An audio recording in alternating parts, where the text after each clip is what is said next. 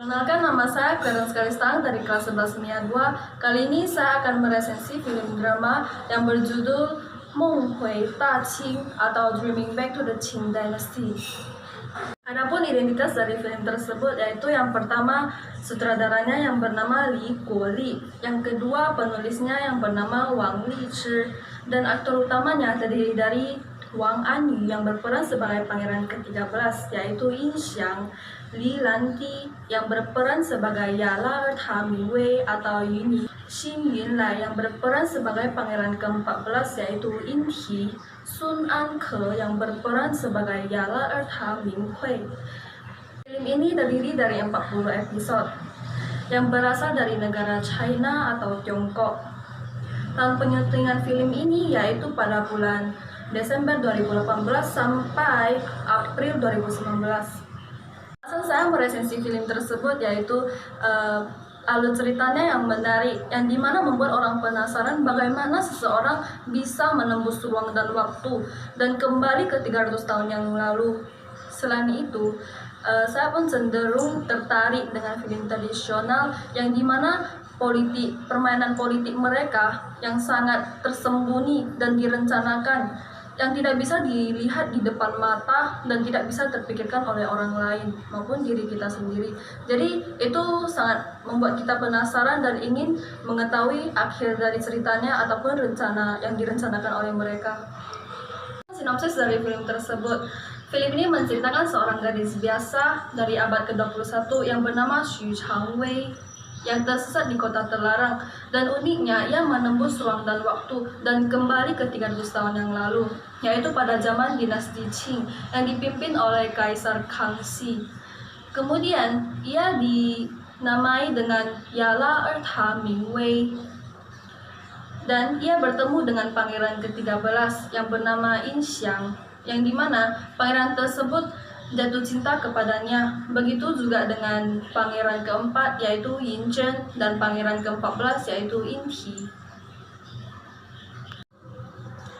Film ini menceritakan terdapat dua kelompok antar sang pangeran, yaitu yang pertama kelompok yang setia kepada kaisar dan kelompok yang kedua yaitu kelompok yang berniat untuk merebut tahta atau pemberontak. Mereka pun membantu kaisar dalam menangani masalah dalam kerajaan maupun masyarakat, dan mereka pun selalu bermain politik dalam kerajaan. Pada akhirnya, Yala Ta Mingwei memilih Pangeran Yin Xiang atau pangeran ke-13 sebagai pasangan hidupnya, dan tidak lama menikah, Yala Ta Minghui pun memasuki istana menjadi pendamping selir Nalan, yang dimana Yala Ta Minghui sangat dendam kepada adiknya Yala Ta Mingwei karena kasih sayang orang tua yang berbeda. Pada saat yang sama, Yin He atau pangeran ke-14 dan Yala Ta Minghui menikah. Tidak lama kemudian, Yin Xiang, pangeran ke-13, difitnah mencelakai pangeran ke-1 dengan membuat jimat untuk mengutuknya. Padahal di belakang itu, pangeran Yin He atau pangeran ke-14 yang mencelakainya dengan meniru tulisan tangan pangeran ke-13. Pangeran ke-13 pun dikurung dan tidak boleh keluar, tidak ada yang dapat menemuinya. Setelah Mingwei mengetahuinya, ia langsung menemui kaisar dan mengatakan bahwa orang sesungguhnya yang mencelakai pangeran ke-1 adalah dirinya sendiri. Hal tersebut bertujuan untuk menolong pangeran ke-13 alias Yin Xiang. Jadi, kebetulan sekali tulisan tangan Mingwei hampir sama dengan tulisan tangan Yin Xiang. Jadi, ia pun membuat bukti dengan menggambar jimat tersebut kepada kaisar. Kaisar pun mengatakan bahwa mencelakai pangeran adalah hukuman mati. Mingwei pun bersedia dihukum mati untuk menolong suaminya. Xiang pun dikeluarkan dan dikurung kembali ke istana pangeran. Ia pun tidak tahu informasi tentang keadaan di luar. Yin He yang sedikit menyesal tentang perbuatannya pun langsung mengunjungi Yin Xiang dan mengatakan bahwa Mingwei akan dihukum mati. Setelah mendengarnya, Yin Xiang langsung melanggar peraturan dan keluar dari ruangan tersebut untuk menolong Mingwei. Sayangnya setelah tiba, ia ditahan oleh penjaga pintu. Pada saat yang sama, Mingwei pun meminum alat beracun tersebut. dan kemudian meninggal. Pangeran Yinxiang yang mengetahui informasi tersebut sangatlah sedih. Dan ternyata di balik semua cerita itu, Pangeran Yinchen atau Pangeran keempat ternyata membuat rencana secara diam-diam dengan diam-diam menaruh obat di dalam arak beracun tersebut dan diam-diam menaruh selimut di dalam peti mati tersebut. Setelah semua orang tahu bahwa Ming Wei sudah meninggal dan sudah bubar semuanya, Pangeran keempat langsung membawanya keluar dari istana dan mengobatinya dengan mengundang tabib terkenal. Ming Wei pun terselamatkan dan hidup kembali. Pangeran ke-13 alias Pangeran Yinxiang yang tidak tahu apa-apa mengurung diri selama berhari-hari, tidak makan, tidak tidur, dan melukis kenangan masa lalunya bersama Ming Wei. Setelah beberapa hari, Pangeran Yinxiang pun mengetahui akan kematian palsu Ming Wei. Ia langsung bangun dari kesedihannya. Seiring berjalannya waktu, Kaisar pun mendengar informasi kematian Ming Wei yang palsu dan langsung menyuruh orang-orangnya untuk pergi menjemputnya kembali ke istana. Ming Wei pun memasuki istana dan bertemu dengan Kaisar dan mengatakan bahwa semua hal adalah salah dia sendiri. Kaisar pun mengetahui kasus mencelakai pangeran pertama tidak berkaitan dengan Yinxiang dan Ming Wei.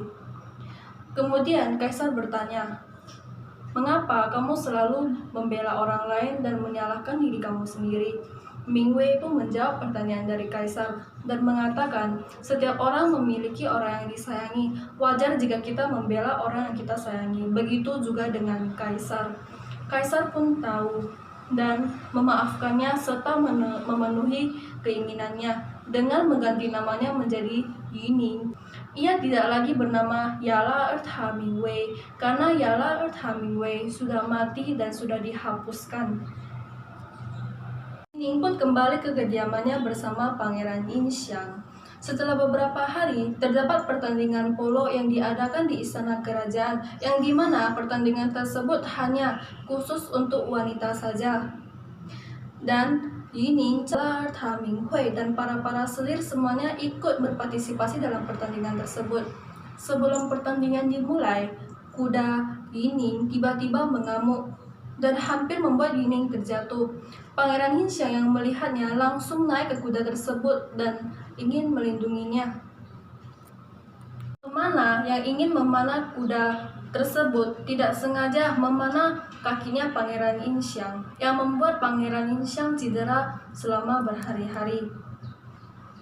Setelah Yinchen atau Pangeran keempat dan Yinti atau Pangeran ke-14 mengetahui kejadian ini, mereka langsung menyelidikinya. Ternyata di balik semua ini, pelaku sebenarnya adalah Yala Ertha Ming Hui alias kakaknya sendiri. Ia menyuruh orang untuk membuat kudanya mengamuk tanpa sepengetahuan orang lain dan menaruh racun di dalam anak panah tersebut. Yining pun mencari obat dalam jangka waktu yang sangat panjang, sampai informasi ini terdengar di telinga keponakan selir Nalan. Ia pun mengetahui obatnya dan memberikannya kepada Yining. Pada saat itu, kaki Pangeran Yinxiang pun hampir pulih total dan dapat berjalan lagi seperti biasa. Yining meninggal karena menghirup racun, aroma racun wangi-wangian dari selir teh dan meminum teh racun dari selir Nalan. Setelah ia meninggal, ia kembali ke abad 21 yang dimana juga bertemu dengan Pangeran ke-13 Yinxiang yang dimana orang tersebut adalah reinkarnasi dari Pangeran ke-13 dan mereka hidup bahagia selamanya. Kelebihan dan kekurangan dari film tersebut. Kelebihan dari film tersebut yaitu alur ceritanya yang semakin lama ditonton semakin menarik pula ceritanya, dan permainan politik antara sang pangeran yang membuat kita tahu bagaimana perdagangan politik di zaman tradisional yang sangat bersifat tersembunyi, yang tidak bisa dipikirkan orang sekalipun tidak tahu rencana mereka yang sangat tersembunyi. Adapun kekurangan dari film tersebut yaitu sayangnya mereka tidak memerankan orang tua dari Xu Changwei di abad 21, yang dimana Xu Changwei menembus ruang dan waktu dan kembali ke 300 tahun yang lalu. Kita semua tahu bahwa orang tua sangat menyayangi anaknya. Mereka tidak memerankan orang tua Xu Changwei apakah khawatir atau kehilangan anaknya. Mereka tidak memerankan orang tua dari Xu Changwei. Dari cerita ini adalah Xu Changwei kembali lagi ke abad 21 dan bersama dengan pangeran ke-13 atau reinkarnasi dari pangeran ke-13 dan hidup bahagia selamanya.